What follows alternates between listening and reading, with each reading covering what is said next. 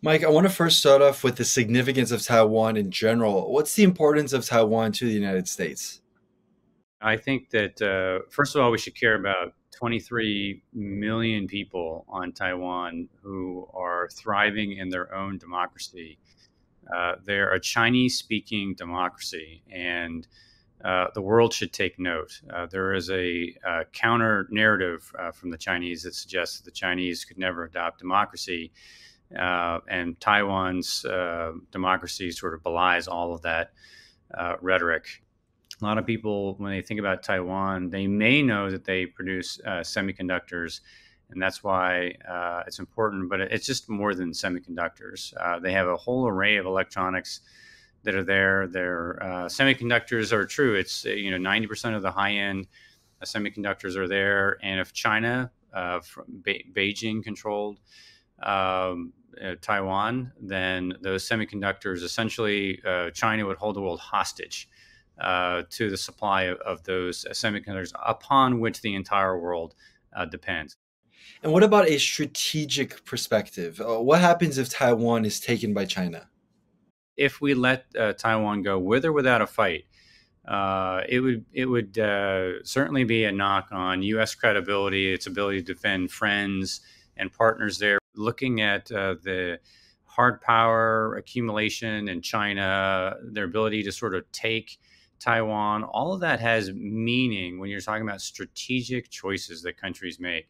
And so there would be a great deal of concern, and that's putting it lightly, in the Western Pacific, in Korea, Japan, Thailand, Australia, etc. That India is in the mix there. All of them would be very, very concerned about the growth of Chinese power taking over without the U.S. being able to sort of hold the line.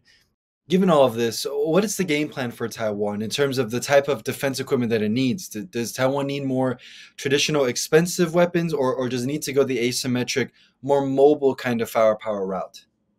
Yeah, I do think that we need to be able to field more asymmetric capabilities. Taiwan hates that word. They repeat it to us, but they hate us kind of talking about it. They do need some high-end, platforms that are large enough to endure in high seas, for example. You can't do that with maybe small drones on the surface of the water. That's part of the argument for why Taiwan has to balance those things. And I think it's legitimate.